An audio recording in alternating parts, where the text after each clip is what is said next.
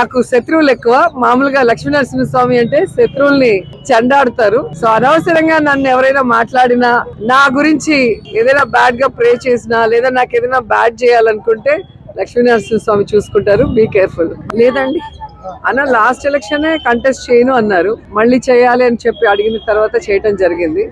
So ఇప్పుడున్న సినారియాలో 175కి 175లో ఎక్కడెక్కడ ఏ సామాజిక వర్గాన్ని పెడితే బాగుంటుంది అన్న ఉద్దేశంతోనే జగన్ గారు మారుస్తున్నారు. అది పార్టీలో ఉన్న ప్రతి ఒక్కరం కూడా మంచి మనసుతో ఆహ్వానిస్తున్నారు, దానికి సపోర్ట్ చేస్తున్నారు. దీంట్లో ఎక్కడ కూడా గొడవలు లేవు. ఇచ్చినా ఓకే, ఈకపోయినా ఓకే. నేను ఎప్పుడూ కూడా మొదట్లో అయితే ఎమ్మెల్యేగా ఒక్కసారైనా చేసి ప్రజలకి సర్వీస్ చేయాలనుకున్నాను. సో 2 సార్లు అవకాశం ఇచ్చారు జగన్మోహన్ రెడ్డి గారు.